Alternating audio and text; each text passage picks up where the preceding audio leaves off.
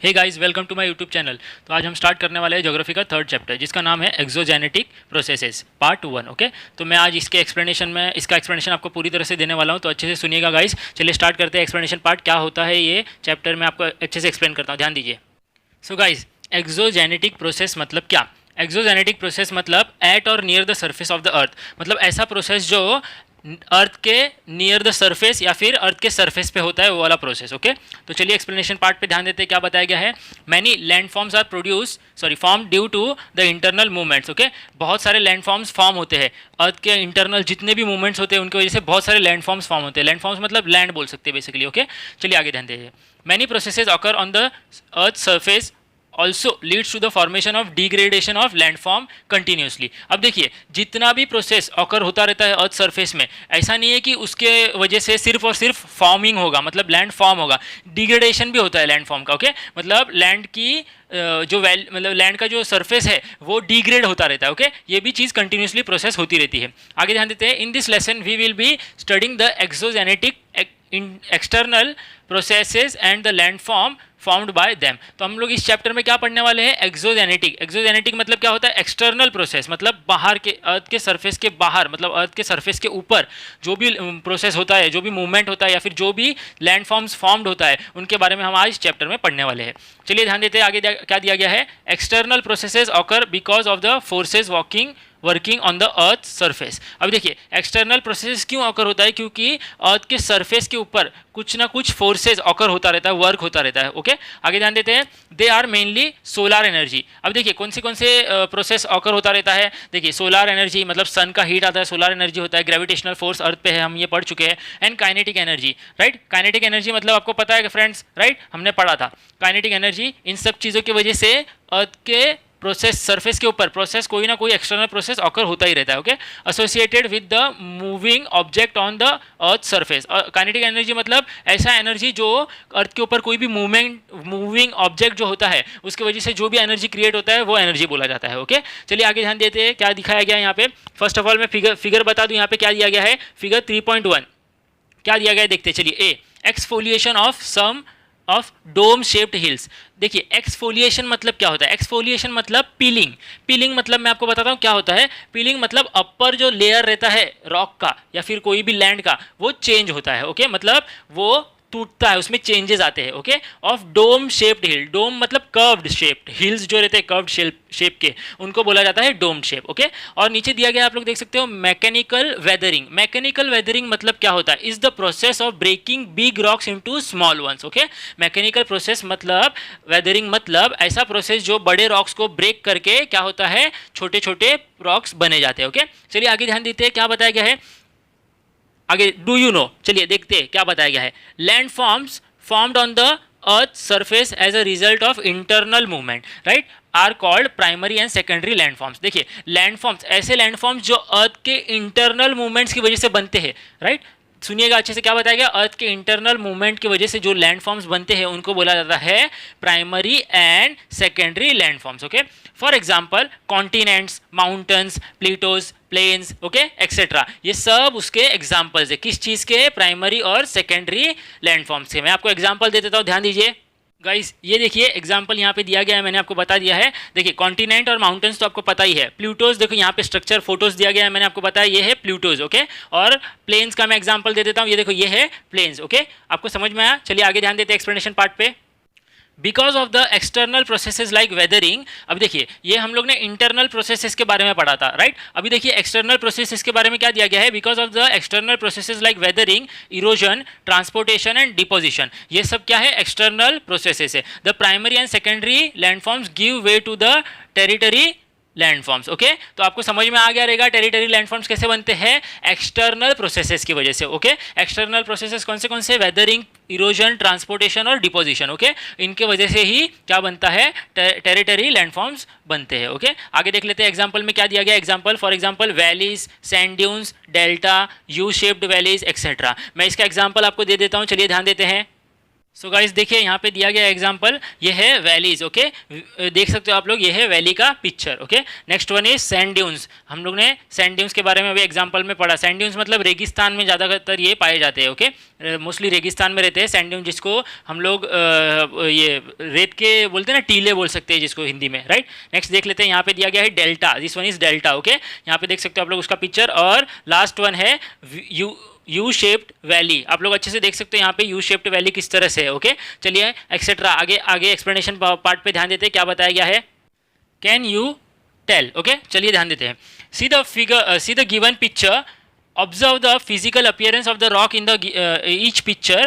You can see that rocks are broken, fractured and have holes in them. In a picture you can also see that the statue has been deformed. Why are the rocks in such a condition? Think about them and briefly tell the reasons you can think of. Discuss the reasons. Check with your teacher if your reasons are relevant. तो यहाँ पे अपने को कुछ pictures दिए गए, page number 24 पे ध्यान देते हैं। तो फ्रेंड्स आप लोग यहाँ पे पिक्चर देख सकते हो। फर्स्ट वन पिक्चर 3.1 में दिया गया है ऑक्सीडेशन। ऑक्सीडेशन ये भी केमिकल वेदरिंग में आता है। मैं आपको एक्सप्लेन करता हूँ। फर्स्ट ऑफ ऑल ऑक्सीडेशन क्या होता है। ऑक्सीडेशन मतलब रिएक्शन होता है किसी भी चीज़ का ऑक्सीजन के साथ। अभी देखिए यहाँ पे केमिकल वेदरिंग मतलब केमिकल, ये वर्ड से आपको समझ में आ जा रहा होगा कि केमिकल्स का इसमें कुछ ना कुछ लेना देना है, राइट। तो ऑक्सीजन क्या है, एक टाइप का केमिकल्स, सॉरी ऑक्सीजन एक टाइप का गैस है, लेकिन सॉइल में या रॉक्स में कुछ टाइप के केमिकल्स रहते हैं, राइट। और वो केमिकल्स अगर गैस के साथ मतलब ऑक्सीजन के साथ रिएक्ट होते हैं या फिर कुछ भी चेंजेस आता है तो उसी को बोला जाता है ऑक्सीडेशन। तो आप यहाँ पे फर्स्ट पिक्चर 3.1 में देख सकते हो, यहाँ पे केमिकल वेदरिंग दिया गया है, इसको नाम दिया है ऑक्सीडेशन, राइट। आगे देखते हैं 3.1 में क्या दिया गया है, केमिकल वेदरिंग। केमिकल वेदरिंग यहाँ पे भी है फिर से, और हम लोग ने पीछे वाला पार्ट पढ़ा था जहाँ पे लिखा था स्टैचूज में भी चेंजेस आ रहे हैं। देखिए यहाँ पे स्टैचूज में भी चेंजेस आए क्योंकि ये भी एक टाइप के सॉइल से ही बने हुए स्टैचूज, राइट। और ये स्टैचूज को ऑक्सीजन एनवायरनमेंट में है ही, राइट। तो इनके अंदर भी चेंजेस आ सकते हैं। ओके, आगे देख लेते हैं। यहाँ पे कुछ दिया गया है नेक्स्ट वन 3.1 में बायोलॉजिकल वेदरिंग। फ्रेंड्स मैं आपको बताता हूँ बायोलॉजिकल वेदरिंग मतलब क्या होता है। बायोलॉजिकल मीन्स ऐसे टाइप का चेंजेस जो ह्यूमन इंटरफेरेंस या फिर एनिमल इंटरफेरेंस से हुआ हो, राइट। तो आप लोग यहाँ पे देख सकते हो एक टाइप का इंसेक्ट है जो सॉइल में कुछ डिगिंग पार्ट कर रहा है, राइट। तो उसी वजह से भी सॉइल में चेंजेस आते हैं। तो यहाँ पे किसका इंटरफेरेंस हुआ, एनिमल्स का हो गया, इंसेक्ट का हो गया, राइट। एक ही कैटेगरी में आते हैं वो सब। तो इसी को बोला जाता है बायोलॉजिकल वेदरिंग। नेक्स्ट वन देख लेते हैं 3.1 में दिया गया chemical weathering, salt weathering. Salt weathering, chemical weathering मतलब क्या होता है मैं एक्सप्लेन करता हूँ। देखिए सॉल्ट वेदरिंग मतलब जिसके अंदर, जैसे कि आपको एग्जांपल देता हूँ, सपोज सी शोर्स पे जो है रॉक्स रहते हैं, वो रॉक्स पे कंटिन्यूसली सी का वाटर उस पर थ्रो बैक होता रहता है फोर्सफुली, राइट। तो अभी आपको पता है सी वाटर में क्या होता है, सी वाटर में सॉल्ट रहता है, राइट। अभी वो सॉल्ट जो सॉइल जिस पत्थर से वो टकराता है पानी, सॉल्टी वाटर, वो पत्थरों में कुछ ना कुछ केमिकल्स होंगे और वो कंटिन्यूसली टकराने की वजह से क्या हो रहा है, उसके अंदर वो सॉइल के अंदर सॉल्ट मिक्सअप हो रहा है। मिक्सअप होने के बाद वो केमिकल्स में और सॉल्ट में कुछ ना कुछ चेंजेस हो रहे हैं। ओके, तो इसको इसीलिए केमिकल वेदरिंग भी बोला गया और सॉल्ट वेदरिंग भी बोला जाता है, क्योंकि ये सॉल्ट के बेसिस पे होता है। सॉल्ट का इसके अंदर यूज़ किया जाता है, सॉल्ट यूज अप होता है इस वेदरिंग के लिए। ओके, ये सब नेचुरल प्रोसेसेस है गाइस। देखते हैं चलिए एक्सप्लेनेशन पार्ट क्या दिया गया आगे। Geographical explanation, breaking और weakening of rock is a natural phenomena, right. अब देख सकते हो आप लोग को पता है कि जिस तरह से रॉक्स जो है ब्रेक होते हैं या फिर वीक होते हैं, ये क्या है, नेचुरल फिनोमिना, मतलब नेचुरली ऑकर होता रहता है ये सब चीज़ें। इट इज़ कॉल्ड वेदरिंग, इसी चीज़ को वेदरिंग बोला जाता है। Weathering can be of 3 types. Weathering कितने टाइप का होगा, 3 टाइप का। First one is mechanical weathering. Guys अभी हम लोग पिक्चर्स जितने भी देखे उनके अंदर का एक्सप्लेनेशन मैं आपको एक एक करके बता रहा हूँ, ध्यान दीजिए। मैकेनिकल वेदरिंग, मैकेनिकल वेदरिंग को फिजिकल भी बोला जाता है। Chemical and biological. Chemical weathering मैंने आपको बताया केमिकल का इंटरफेरेंस होता है। मैकेनिकल मतलब होता है, मैंने आपको क्या बताया था स्टार्टिंग में, जिसके अंदर एयर, वाटर, सॉइल, इन सब के वजह से कुछ ना कुछ चेंजेस होते रहते हैं, राइट। केमिकल मतलब मैंने आपको बताया था जैसे कि ऑक्सीजन का जो है वो इंटरफेरेंस होना, सॉइल्स में जो भी केमिकल्स है उन सब का इंटरफेरेंस की वजह से कुछ चेंजेस आना। बायोलॉजिकल वेदरिंग मतलब मैंने बताया था ह्यूमन इंटरफेरेंस या फिर एनिमल्स, राइट। तो ये तीनों वेदरिंग हम लोग ने एक साथ पढ़ लिया। आगे देखते हैं इन एरिड क्लाइमेट। एरिड क्लाइमेट मतलब क्या होता है, very dry climate. Mechanical weathering is dominant. Mechanical weathering मतलब क्या होता है, मैकेनिकल वेदरिंग जो है डोमिनेंट रहता है। डोमिनेंट मतलब मोर पावरफुल, ज़्यादा होता है। While in humid climate chemical weathering is more effective. लेकिन जब ह्यूमिड क्लाइमेट रहता है, ह्यूमिड क्लाइमेट मतलब क्या हो गया, नमी वाला मौसम, जैसे कि रेनी सीजन हो गया, केमिकल वेदरिंग जो है वो ज़्यादा इफेक्टिव रहता है। क्यों, क्योंकि उस समय देखिए एयर में जो है नमी रहती है, वाटर बॉल्स रहते हैं, राइट, वाटर के जो ओस रहते हैं, साथ ही साथ जो भी सॉइल्स में केमिकल्स रहेंगे उनकी वजह से ज़्यादा से ज़्यादा ऑक्सीजन सब गैसेज वगैरह मिक्सअप होकर केमिकल वेदरिंग ऑकर होता है। Is more effective. Biological weathering occurs because of living organism. मैंने बायोलॉजिकल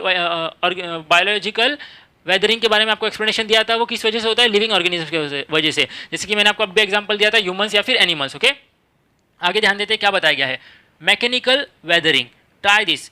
कुछ ना कुछ चीज़ें यहाँ पे दी गई है, मैं आपको अभी एक्सप्लेन करता हूँ, ध्यान दीजिए। Take an onion, cut it in the middle. उसको कट, हम लोग को एक ऑनियन लेना है, उसको कट कर देना है मिडल से। ऑब्जर्व द कट पार्ट, उस कट पार्ट को हम लोग को अच्छे से ऑब्जर्व करके try to remove each skin layer of this part. और हमें क्या करना है, वो जो कट पार्ट क्या था उसमें से हम लोग को हर एक स्किन लेयर जो था वो रिमूव करने का ट्राई करना है, राइट। तो इससे अभी हम लोग को क्या समझ में आया वो हम लोग देखते हैं पेज नंबर 25 पे। मैं अभी आपको एक्सप्लेन करता हूँ, आइए पेज नंबर 25 पे आगे ध्यान देते हैं। पेज नंबर 25 पे चलिए क्या बताया गया, geographical explanation. You will notice that just as we can remove each and every outer layer of the onion, right. आप लोग ने ऑनियन जब कट किया तो हमें पता चल जाएगा कि हम लोग एक एवरी सिंगल जो भी लेयर रहता है ऑनियन का उसको क्या कर सकते हैं, रिमूव कर सकते हैं। Similarly in nature rock undergo such a process. Same process जो है नेचर में रॉक का भी होता है। देखते हैं क्या बताया गया है। The expose part of the rock heats more while the inner part comparatively cooler, right. अभी एक्सपोज्ड मतलब जो विजिबल पार्ट है, मतलब जो रॉक का आउटर पार्ट है जो हम देख सकते हैं, वो ज़्यादा हीट होता है। देखिए टेम्परेचर बढ़ गया ज़्यादा तो अभी हीट बढ़ गया, हीट बढ़ने की वजह से क्या हो जाएगा, जो आउटर पार्ट है रॉक का वो ज़्यादा हीट होगा, right. While the inner part is comparatively cooler. अभी देखो अपर लेयर जो है वो ज़्यादा हीट रहेगा कि inner layer, obviously inner layer जो रहेगा वो ज़्यादा कूलर रहेगा और अपर पार्ट जो रहेगा वो ज़्यादा हीटर रहेगा, राइट, मतलब हीट्स रहेगा उसमें ज़्यादा।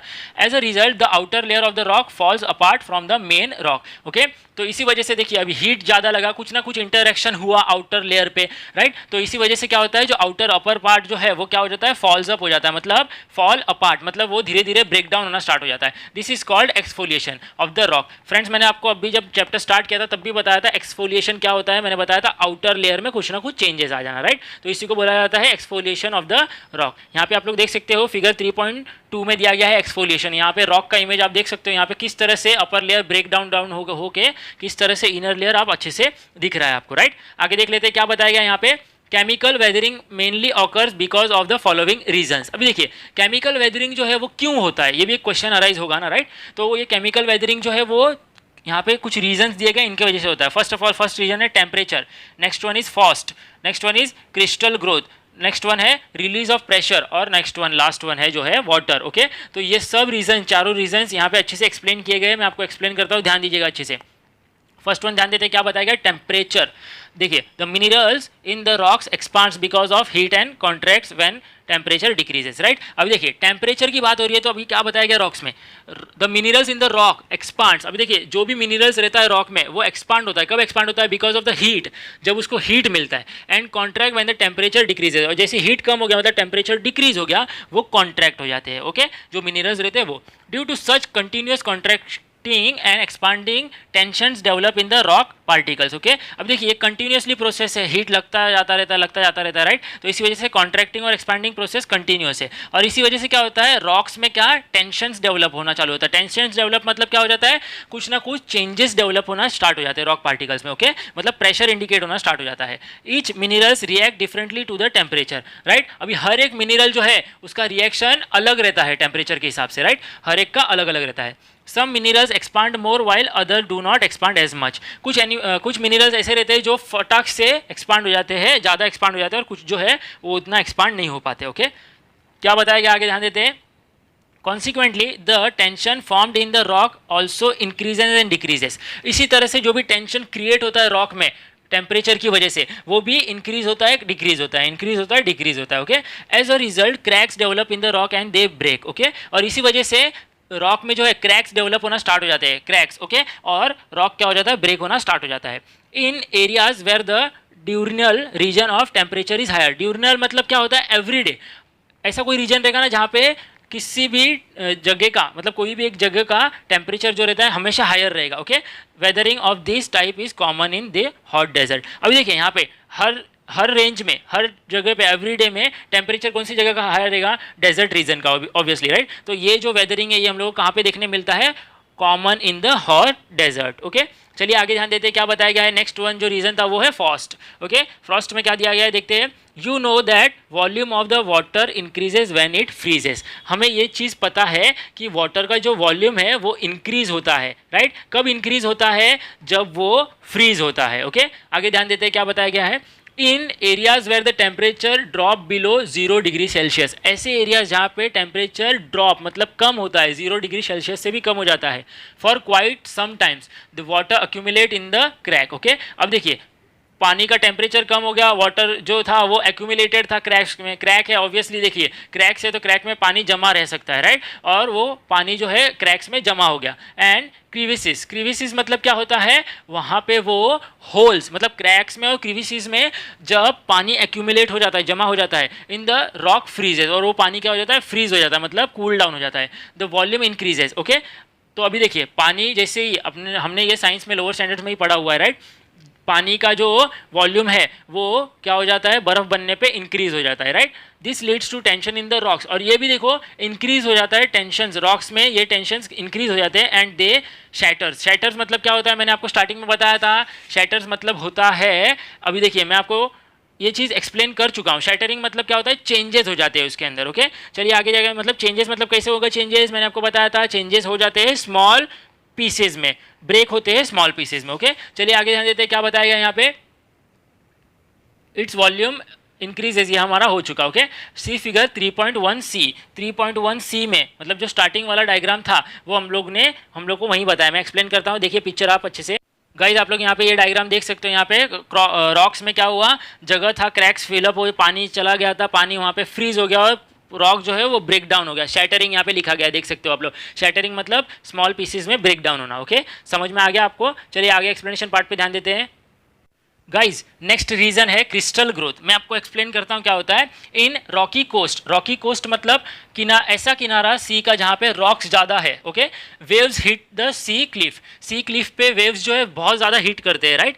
The water is alkaline, alkaline मतलब क्या होता है? वाटर जो रेगुलर वाटर है उसका पीएच लेवल कम रहता है as compare to alkaline water का। ओके, मतलब पीएच लेवल हाई रहता है। ओके, अल्कलाइन वाटर का। ओके, ये ड्रिंकिंग प्रोसेस के लिए ज़्यादातर नहीं यूज़ किया जाता है। ओके, तो यहाँ पे वाटर कैसा रहता है? अल्कलाइन। ओके, सी की बात कर रहे हैं, यहाँ पे सॉल्ट ज़्यादा है, राइट। सी वाटर में सी वाटर सॉल्टी रहता है, तो वो वाटर कैसा रहता है? अल्कलाइन।